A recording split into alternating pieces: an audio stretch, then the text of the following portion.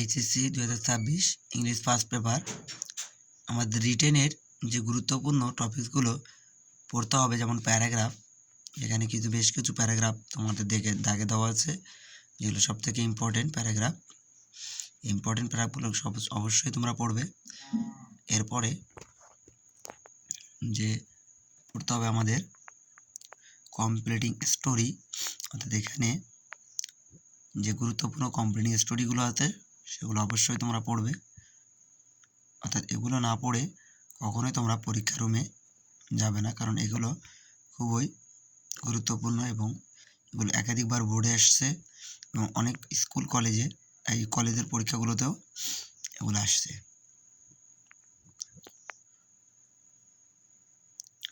এরপরে informal letter বা email, যে ইমেলগুলো আমাদের পড়তে হবে, যেগুলো ইমেল সেগুলোই হচ্ছে আমাদের ইনফর্মাল লেটার।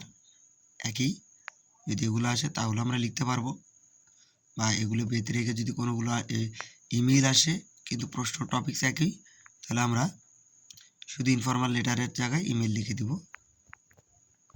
যারা ইমেল ফরম্যাট পারো না তারা অবশ্যই আমার ইউটিউব চ্যানেলে দেখে নেবা, অবশ্যই সেখানে ইমেল লেখার নিয়ম চলে আসছে, কীভাবে লিখতে হয়।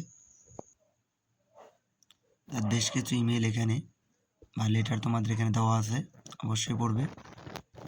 এরপর দেখো যে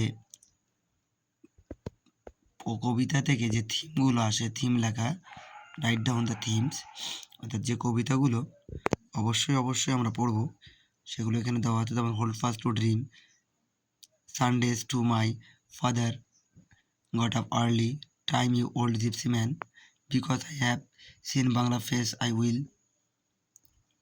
no more, hope is the things with feathers whose wood these are I think I know, I sit on one of the dives, I died for beauty but was scarce, all people dream but not equally। অর্থাৎ এই থিমগুলো অবশ্যই আমরা পড়ব, কারণ এগুলো আসবে।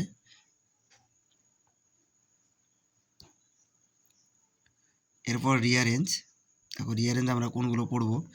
The boyhood of Thomas Alva Edison, Sheikh Sadi, গ্রেস and grocer and the fruit seller, ডিটাচিং থিপ, এগুলো আমাদের পড়তে হবে। আরও পড়তে হবে Khan Jahan Ali, Robert Bruce, the death sentence of Socrates, আরও পড়তে আলেকজান্ডার ফ্লেমিং, অর্থাৎ এগুলো অবশ্যই পড়তে হবে। গ্রাফ চার্ট, পাই চার্ট, যে গ্রাফ চার্টগুলো ইম্পর্টেন্ট, সেই ইম্পর্টেন্ট গ্রাফ চার্ট এবং পাই চার্টগুলো তোমাদের সামনে তুলে ধরছি। অবশ্যই পড়বো এগুলো।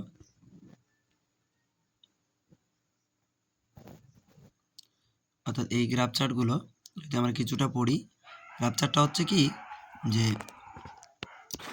যেভাবে আছে তোমাকে বর্ণনা করতে হবে, যে এখানে কিছু গ্রাফ চার্ট আছে, দেখো বাড়বে কমবে, আবার কিছু গ্রাফ আছে শুধু বাড়তেই থাকবে, আবার কিছু আপস অ্যান্ড ডাউন হবে, বাড়বে কমবে, এরকম 3 ধরনের গ্রাফ হয়ে থাকে। এই গ্রাফগুলো তোমরা অবশ্যই পড়ে নিবা।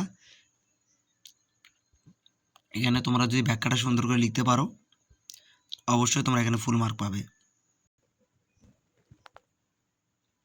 অর্থাৎ যত সুন্দর করে তোমরা লিখবা তত এগুলোতে মার্ক তোমরা বেশি পাবে।